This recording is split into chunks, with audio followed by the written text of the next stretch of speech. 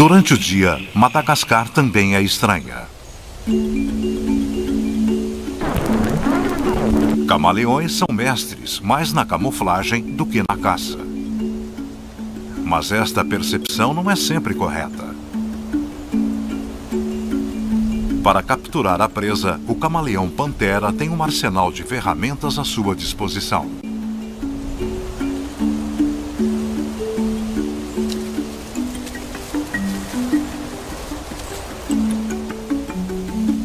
Cada olho opera independentemente e gira 180 graus para localizar a presa distante a alguns metros.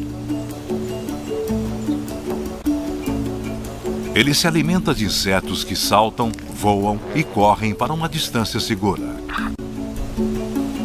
Mas o que é uma distância segura quando você tem uma língua como esta?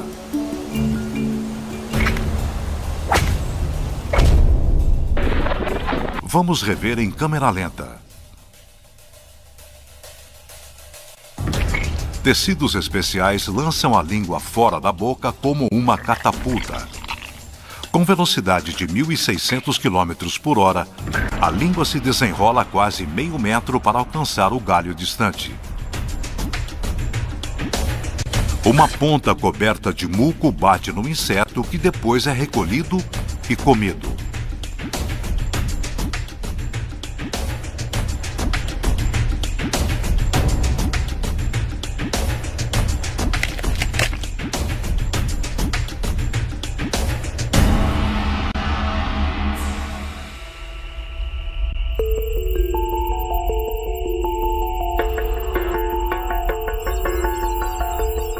Como muitas aranhas, esta fêmea fatal fica acomodada na teia, sua ferramenta para tudo. É lá onde ela espera a comida vir. Isto não é tão fácil quanto parece. Ela tem 8 olhos e mal os usa.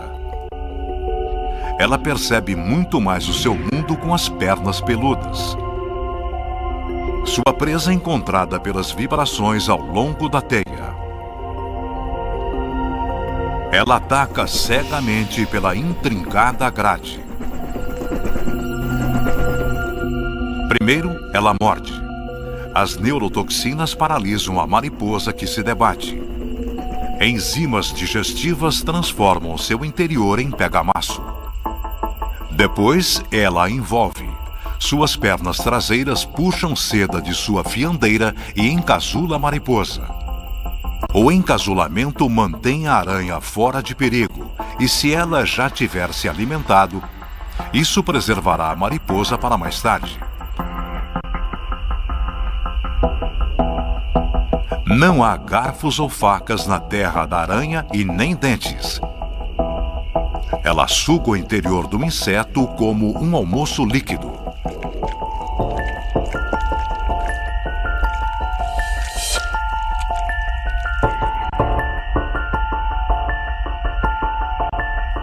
Até o macho da espécie entra no jogo.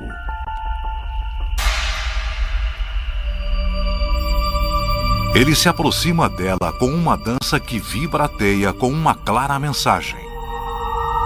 Sou seu namorado, não a sua refeição. Ela deixa se aproximar. Ele despeja o esperma dentro dela. Depois que a sua dança termina, ele também termina.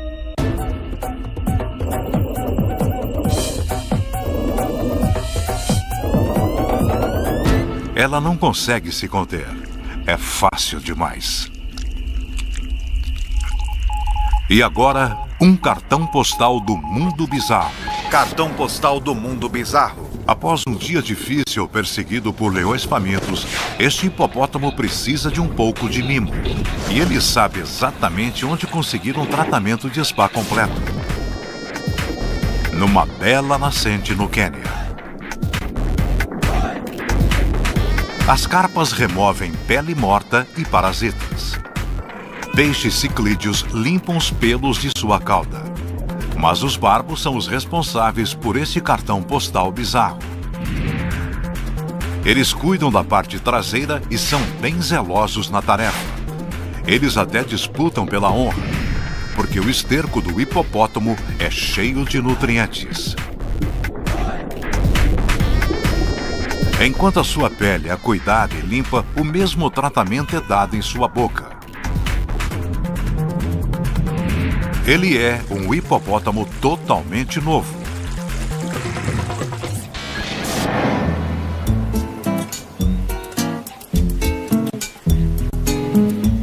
Pele escamosa é um bônus para o pangolim quando vai buscar comida. O pangolim não é muito feroz, nem tem dentes.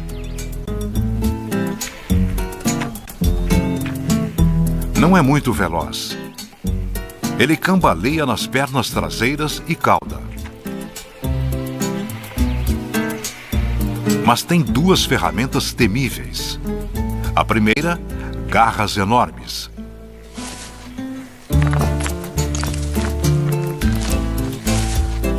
São escavadeiras da natureza que extraem pedras e escavam o solo seco e duro. Ele faz isso para um propósito singular: encontrar formigas e cupins. E ao abrir um formigueiro, ele mergulha de cabeça. A segunda ferramenta é a longa língua grudenta, que entra em todas as fendas e rachaduras.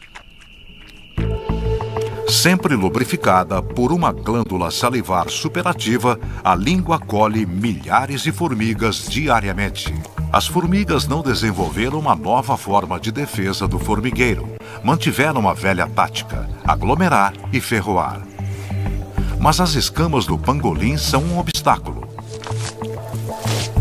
Suas pálpebras são grossas e os ouvidos e nariz têm válvulas especiais que se fecham quando as formigas atacam. As formigas sobreviventes conseguem se reagrupar e reconstruir. Mas depois que fizerem isso, o pangolim voltará para destruir tudo de novo.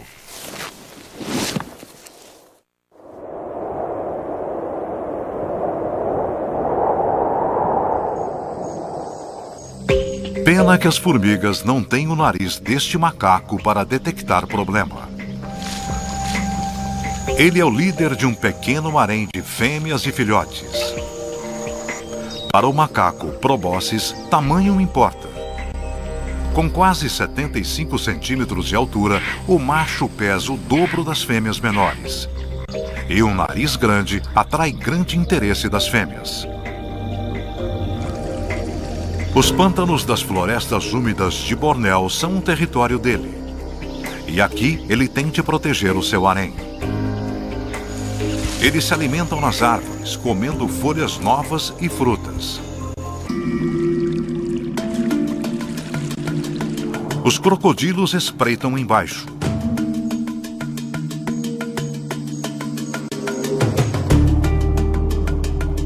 Esta mãe sabe atravessar em silêncio e espirrando pouca água.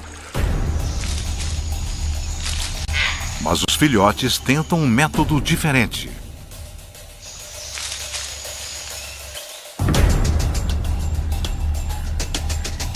Atravessando aos pulos, eles ficam longe da água a maior parte do tempo. Mas o barulho atrai o crocodilo. E a mãe ainda está no meio da travessia. O macho localiza o crocodilo. O enorme nariz ressoa o alerta de perigo, amplificando-o em cima do barulho da água. A mãe se volta. O crocodilo avança para matar.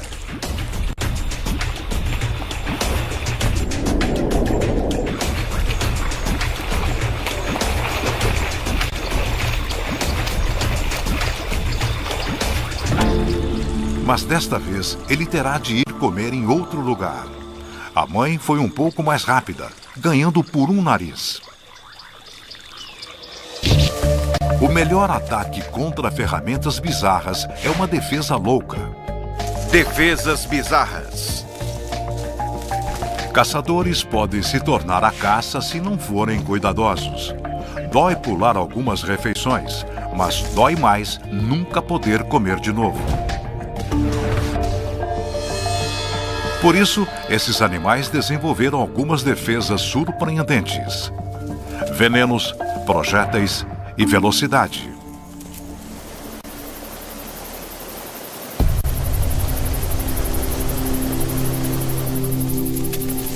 No noroeste do Pacífico, o tritão é um cliente difícil.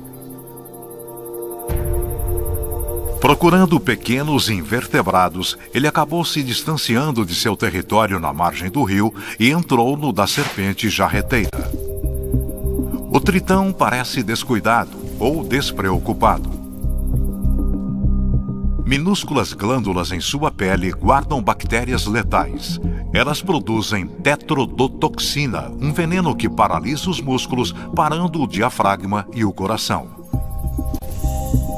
Mas esta serpente desenvolveu uma tolerância à tetrodotoxina. Uma disputa de armas entre serpente e tritão levou a resistência e toxicidade a níveis cada vez mais altos, a ponto do tritão conter veneno suficiente para matar criaturas maiores que seus predadores normais, como um humano. Assim, a pergunta é: qual animal continua na disputa? O tritão curva as costas e exibe seu baixo ventre laranja, um sinal claro para não mexerem com ele. A serpente decide que não vale o risco. Mas o mesmo não pode ser dito para todos os predadores. O tritão retorna ao seu rio, mas encontra uma outra ameaça. Uma mais próxima da árvore genealógica. Uma rã-touro. A rã-touro é insaciável e não faz distinção.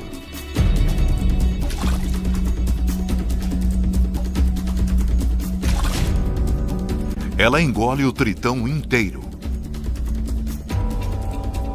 Dentro da barriga da rã, a disputa é entre os ácidos estomacais e o veneno do tritão.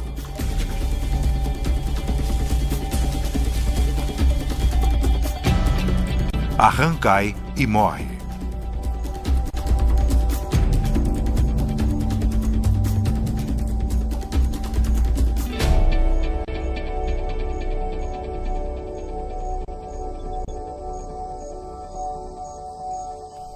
O tritão sai para fora e finalmente vai para casa. Às vezes, a melhor defesa é um amigo útil. Cartão postal do mundo bizarro. Isto não é uma planta, é uma preguiça. As preguiças moram em árvores e possivelmente são os mamíferos mais lentos do mundo, com velocidade no chão de no máximo 2,5 metros por minuto. Cresce alga em seu pelo desgrenhado que atrai mariposas amigas. A presença delas ajuda a esconder a preguiça de predadores, que a confundem com uma planta verde infestada de mariposas. Uma vez por semana, a preguiça precisa descer de seu lar arbóreo para defecar. As mariposas procriam no excremento da preguiça. Assim, é uma boa parceria na maior parte do tempo. Mas os movimentos da preguiça atraem atenção. A expressão olhos de águia não existe à toa.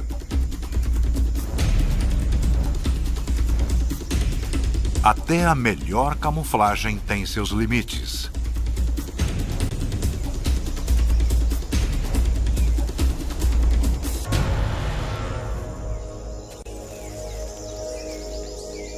E logo, não resta nada da preguiça.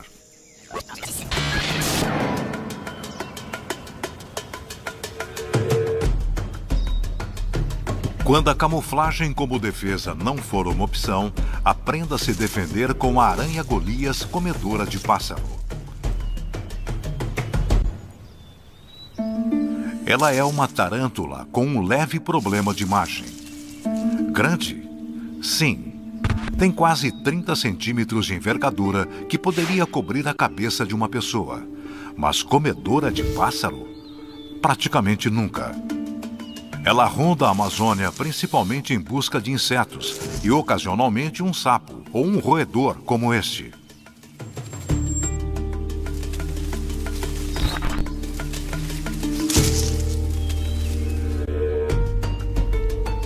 Presas com 2,5 centímetros injetam neurotoxinas dentro do rato moribundo.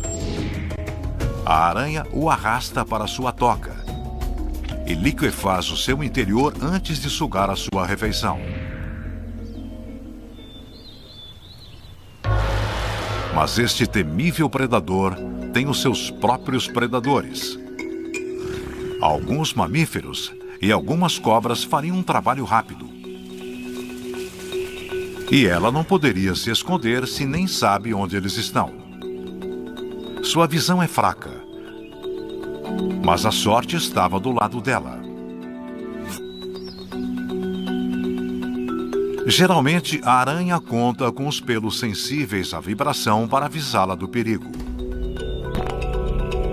Esta noite, o perigo vem na forma de um coati. A aranha mostra as presas avisando: se afaste ou será picado.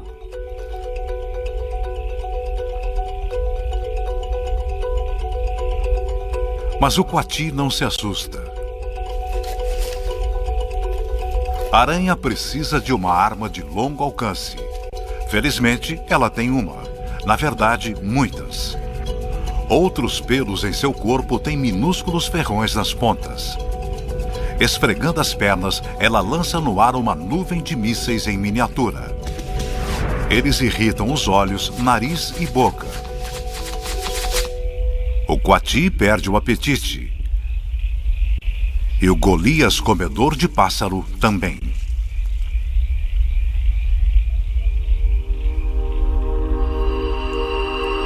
Das selvas da América do Sul, vamos para os desertos da América do Norte. O lagarto de chifre. É também conhecido como sapo de chifre, mas não é nenhum anfíbio. Apenas um réptil solitário com uma estratégia de defesa bizarra. Vamos falar disso num instante. Ele se alimenta principalmente de formigas ceifadeiras, mas não tem nenhum método de caça elaborado. Quando uma fileira de formigas atravessa o seu caminho, ele as pega numa lambida.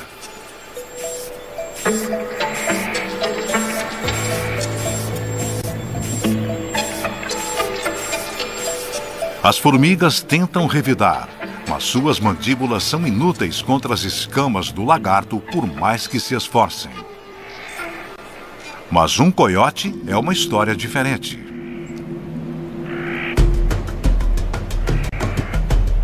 É quando o lagarto usa sua defesa bizarra. Ele usa a sua versão de spray de pimenta. Finos vasos de sangue ao redor dos olhos se rompem sob pressão e esguicham sangue no atacante. Além de ser desagradável, o sangue contém repelentes anticaninos. Enojado e assustado, o coiote foge, deixando o lagarto à espera de mais formigas. Cartão postal do mundo bizarro. Crocodilos são predadores temíveis. Na água. Em terra, uma espécie menor, o crocodilo de água doce da Austrália, desenvolveu um movimento especial: o galope.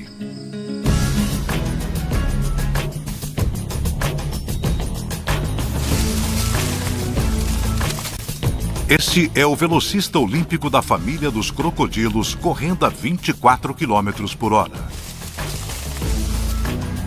É um feito impressionante, considerando que ele passa a maior parte do tempo na água e não na terra. Correndo como um coelho bem grande, suas pernas traseiras impulsionam para cima e para frente.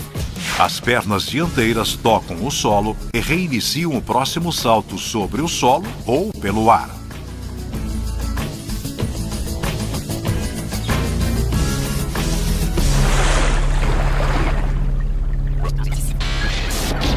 O bizarro nem sempre acontece por fora. Às vezes, as coisas mais estranhas acontecem por dentro. Comportamento bizarro. Comportamentos, estratégias e hábitos que parecem loucura, talvez sejam mesmo loucura. Como você explicaria a gastronomia venenosa em macacos voadores? Descubra o método por trás da loucura.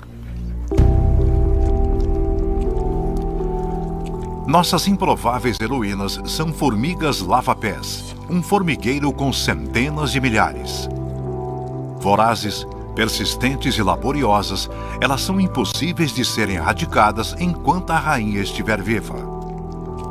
Mas o formigueiro está em perigo. O rio ao lado está inundando. O dilúvio avança e não resta nada a fazer senão nadar. O formigueiro flutua como uma boia viva.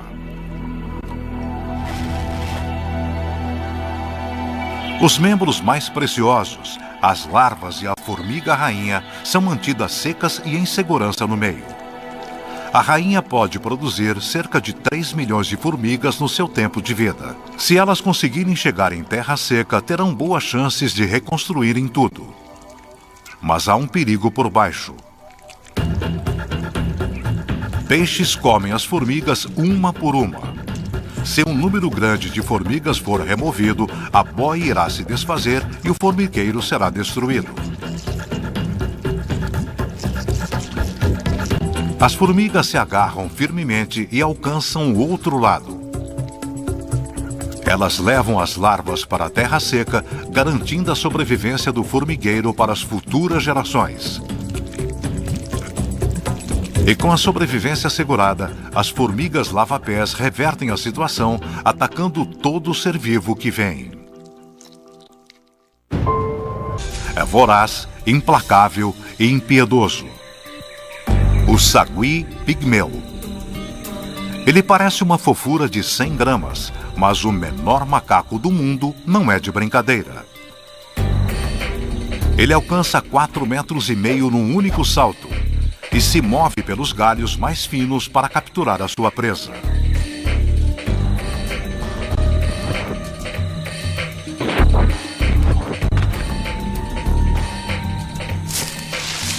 Mas os insetos são apenas um reforço de proteína da tarde. Esta família de saguis obtém sua principal refeição de uma árvore coberta de saliências. As saliências são tecidos cicatrizados que se formaram durante meses de ataques diários desses sugadores de seiva. O sagui se alimenta principalmente de goma. Usando dentes e garras especialmente adaptados, eles abrem as feridas recentemente cobertas e mantêm a seiva escorrendo até a árvore deixar de produzir de tão marcada. Eles se mudam então para um novo território habitado por outros saguis. Famílias de saguis são rivais e não aceitam intrusos facilmente. A outra família invade o território da família já estabelecida, ansiosa por alimento. Os residentes atuais se refugiam numa árvore próxima. Eles observam impotentes os recém-chegados assaltarem sua provisão. Piando e marcando o território, os pais reúnem os filhotes assustados e lançam um contra-ataque. Os invasores são forçados a fugir. O doce néctar do sucesso. Eles parecem fofos, mas não fique entre o sagui e a sua goma. Parece um lugar comum. Um jardim de campo. Mas algo estranho está acontecendo. Porcos-espinhos estão rondando, mas não buscam comida ou parceiros. Eles buscam cheiros estranhos, como esta lata de terebintina. Quando o porco-espinho fareja algo intrigante, ele o lambe.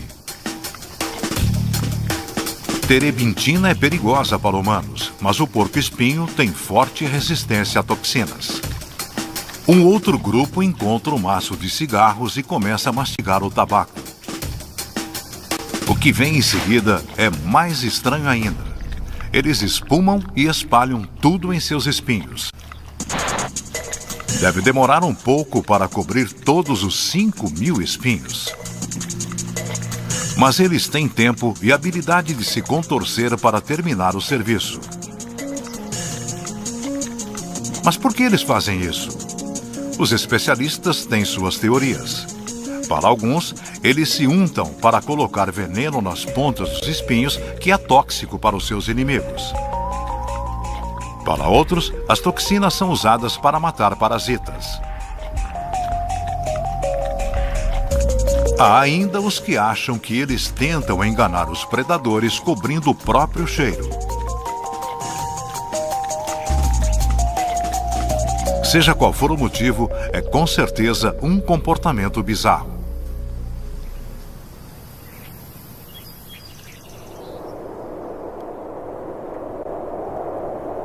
A próxima espécie rara não é coberta de espinhos.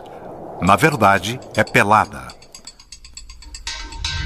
O rato toupeira pelado, para se manter mais exato, mas não é nem toupeira e nem rato. O seu comportamento é mais estranho ainda. Eles passam a vida inteira praticamente em total escuridão, percorrendo uma rede subterrânea de tocas e túneis.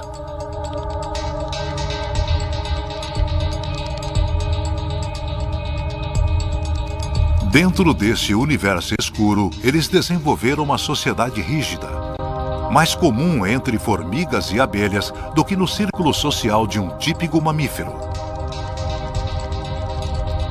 No topo está uma rainha longeva e forte. Ela é a mãe de todos os ratos toupeiras na colônia, que chegam a totalizar algumas centenas.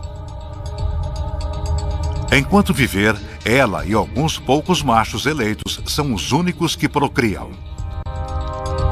A rainha impede que o resto se acasale com pura intimidação.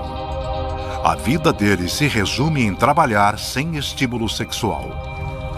Alguns ratos toupeiras são selecionados como soldados para proteger a sua colônia de ratos toupeiras rivais e predadores. Uma rápida cheirada diferencia o intruso do membro do grupo. Outros ratos toupeiras cuidam dos mais jovens, limpam tocas, cavam túneis e buscam alimento. Os incisivos gigantes ficam fora da boca, assim eles cavam sem comer terra. Eles cavam em equipes. O cavador líder abre o túnel. Os outros vão passando a terra para trás pelo túnel até a superfície. Ir para trás ou para frente é a mesma coisa. Apesar de quase cegos, pelos especiais no corpo ajudam a guiá-los e dizer para onde estão indo. Mesmo quando percorrem os túneis, o status de cada um na hierarquia é claramente visível. Os membros mais velhos da colônia andam na via principal, enquanto os mais novos se movem por baixo. Os túneis têm alguns centímetros de largura, mas uma colônia completamente formada pode se estender por quase 1 quilômetro. Todo este trabalho é realizado para encontrar o principal alimento deles, os tubérculos espalhados pela savana.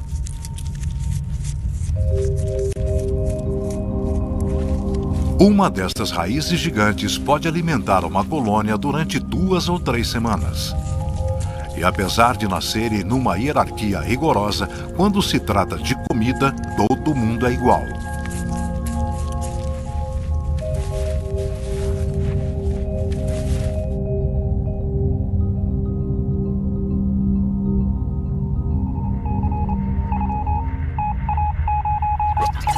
Cartão postal do mundo bizarro. Se existe uma coisa que torna o texugo de mel raro, provavelmente é a total falta de temor. Mas apesar de ter meio metro e 14 quilos, esse texugo de mel é tão combativo que afasta animais maiores como chacais e leopardos. Muitos animais evitam abelhas, mas este texugo entra direto na colmeia para comer as larvas. A pele grossa dele oferece proteção contra as ferroadas.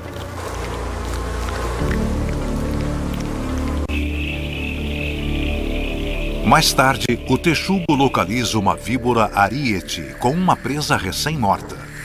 A víbora ariete é uma das cobras mais venenosas do mundo. Uma mordida dessas presas pode matar um leão. Mas isso não impede esse texugo de roubar o jantar da cobra. Se o jantar dela não for o suficiente, o texugo vai atrás da própria cobra. Desta vez, o texugo de mel finalmente mordeu mais do que consegue mastigar. E parece ter morrido. Mas 2 horas depois, ele levanta como a fênix das cinzas. E voraz como sempre, volta para a sua refeição.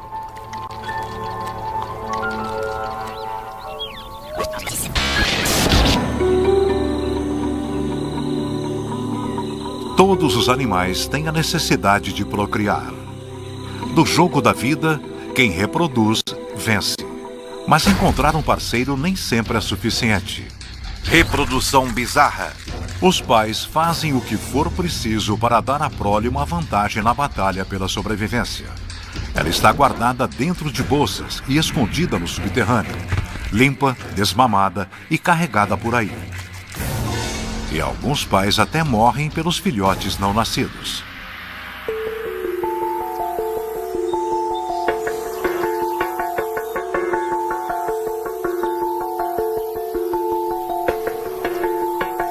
Este louva-a-Deus foi equipado magnificamente com velocidade e força.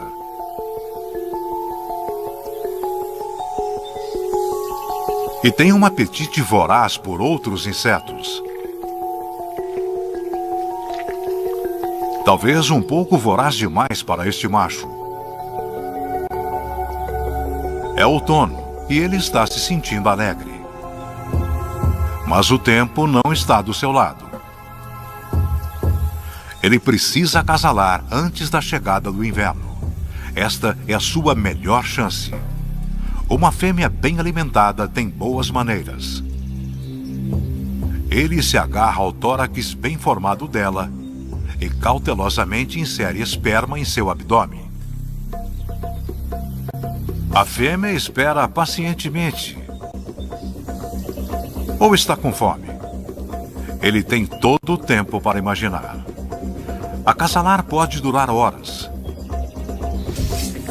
Mas não desta vez. Ela devora a cabeça dele.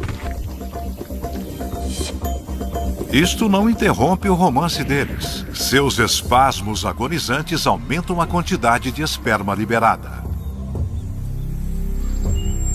Quando a fêmea tiver recebido o suficiente, ela se solta e se livra dele. Um destino cruel? Não necessariamente. Diferente de milhares de outros louva-a-Deus que morrem cedo, ele conseguiu procriar. No jogo da vida, é uma grande vitória. Mastigar o corpo dele acrescentará nutrientes para ela usar quando botar os ovos. Cerca de 200. Eles ficarão aqui durante o inverno e chocam na primavera.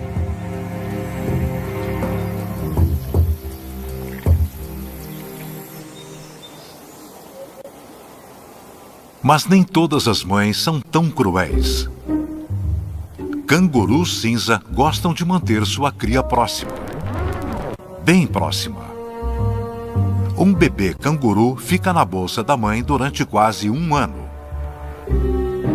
Mas ele chegou lá numa jornada estranha e aflitiva. Com 1 mês, o bebê canguru tem quase 2 centímetros e emerge de um dos 2 úteros da mãe. Depois de sair de seu corpo, ele se agarra no pelo dela. E apesar de ainda não ter desenvolvido olhos, instintivamente conta com suas pernas dianteiras para subir até a bolsa.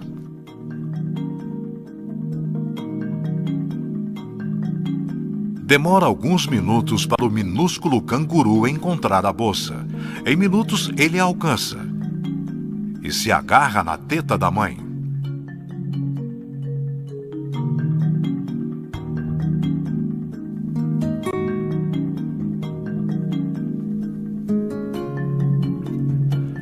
A viagem foi o suficiente para o filhote ficar acomodado um bom tempo. Nos próximos meses, ele vai crescer dentro da bolsa.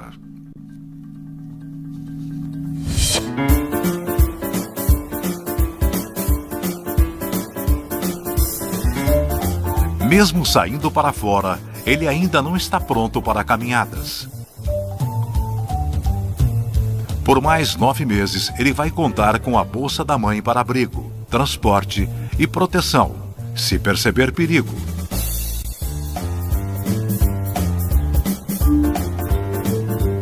Mesmo depois de meses fora da bolsa, ele continua ao lado da mãe por mais 6 meses. Mas a bolsa está proibida. A mãe já está carregando o próximo bebê. Daqui para frente, ele terá de andar nas próprias pernas.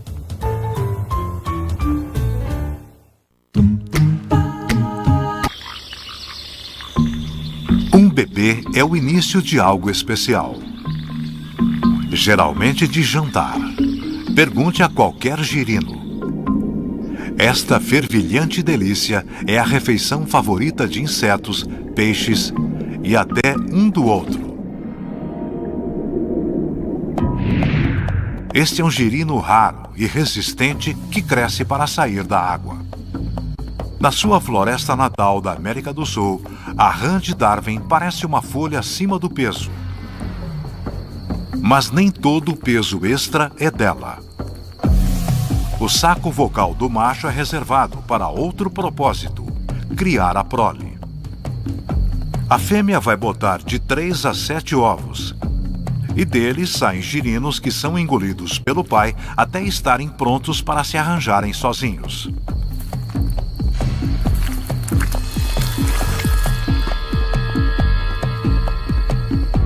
Dentro do saco vocal, eles se transformam em versões em miniatura do pai.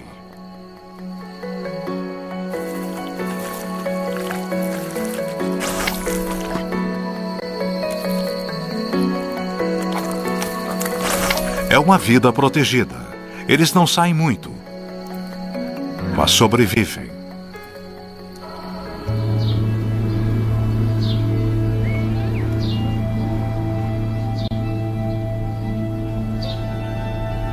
Mas não podemos falar muito deste camarada peludo.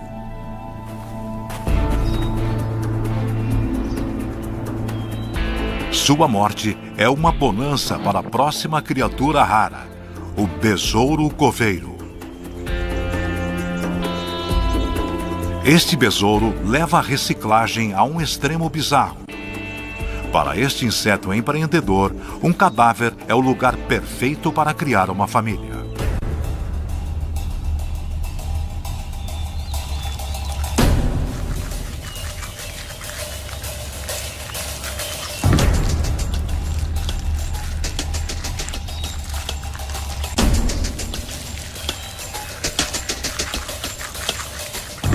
Uma fêmea chega. O amor está no ar fétido. Impressionada com a descoberta dele, ela se muda. Os besouros vão enterrar o corpo meio metro abaixo da superfície. Eles precisam escondê-lo de abutres e outros carnívoros que apreciam musaranhos. Para outros, um musaranho morto é apenas outra refeição. Mas para o besouro coveiro, este cadáver é muito mais do que uma fonte de comida. É o seu berçário.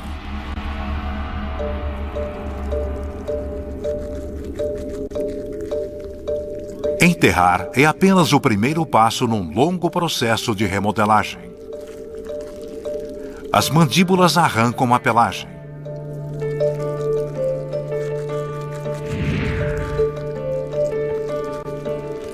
Substâncias químicas são excretadas sobre o corpo para evitar que se estrague, até deixar de ser reconhecível como musaranho morto. É o equivalente de uma geladeira cheia de besouro, pronta para muitos bebês famintos, cerca de 30, dependendo do tamanho do cadáver. Os pais vão proteger, limpar e até alimentar a prole.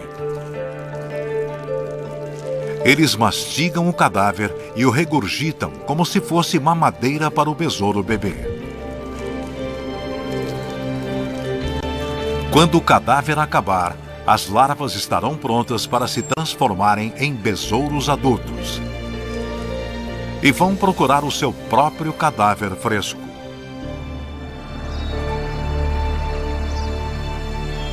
O besouro coveiro e seu bizarro berço cadáver dificilmente pode ser superado.